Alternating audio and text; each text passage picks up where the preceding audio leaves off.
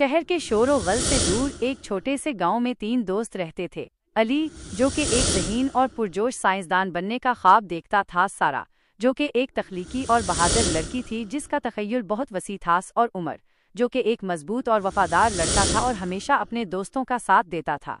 एक गर्मियों की दोपहर, जब वो गांव के बाहर एक पुराने गोदाम में खेल रहे थे तो उन्हें एक पुरानी किताब मिली। ये किताब रॉकेट साजी के बारे में थी, जिसमें अजीबो-गरीब डिज़ाइन और पेचीदा फार्मूले दर्ज थे। अली की आंखें चमक उठें। ये देखो, उसने जोश से कहा, हम अपना रॉकेट बना सकते हैं।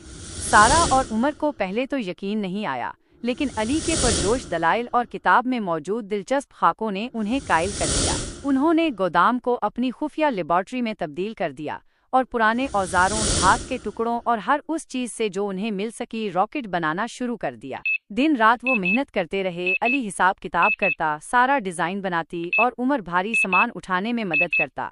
कई नाकामियों के बाद आखिरकार उनका रॉकेट, जो कि देखने में थोड़ा अजीबो-गरीब था लेकिन मजबूत लग रहा था, तैयार हो गया। उन्होंने उसका नाम सितारा अव्वल रखा। अब इनके सामने सबसे बड़ा चैलेंज था, उसे उड़ाना कैसे। उन्होंने किताब में दी गई हिदायत पर गौर से अमल किया और गांव के बाहर एक खुले मैदान में अपना रॉकेट नस्ब किया। गांव के कुछ लोग उनकी इस अजीबो-गरीब तैयारी को हैरत से देख रहे थे।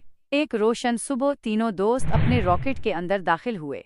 उनके दिल धड़क रहे थे। अली ने उल्टी गिनती शुरू की, 5, 4, 3, 2, 1, शुरू। एक जोरदार धमाके के साथ सितारा अव्वल जमीन से उठा और धीरे धीरे आसमान की तरफ बढ़ने लगा। शुरू में कुछ झटके महसूस हुए, लेकिन फिर रॉकेट आसानी से फिजा में तीरने लगा। नीचे उनका गांव एक छोटे से नुक्ते की तरह दिखाई दे रहा था। जब वो जमीन के मदार से बाहर निकले तो इन्हें एक नाकाबिले यकीन मंजर दिखाई दिया। चांद, जो हमेशा उन्हें आसमान पर एक चांदी की तश्तरी की तरह दिखाई देता था, अब उनके बिल्कुल सामने था। उसके गड्ढे और पहाड़ वाज़ेह तौर पर नजर आ रहे थे। आखिरकार सितारा अव्वल चांद की सतह पर उतरा। तीनों दोस्त हैरत ज़दा थे। चांद की खामोश और पुरअसरार दुनिया उनकी तवक्कुआत से कहीं ज्यादा मुख्तलिफ थी। उन्होंने अपने खलाई सूट पहने और रॉकेट से बाहर निकले। चांद की मिट्टी उनके कदमों तले नरम थी और आसमान पर जमीन एक नीली गेंद की तरह चमक रही थी।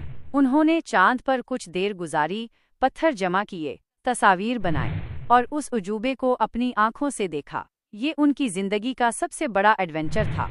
जब उनका रॉकेट जमीन की तरफ वापस रवाना हुआ तो उनके दिल खुशी और फख्र से भरे हुए थे। उन्होंने एक ऐसा कारनामा अंजाम दिया था जिसका उन्होंने कभी तसव्वुर भी नहीं किया था।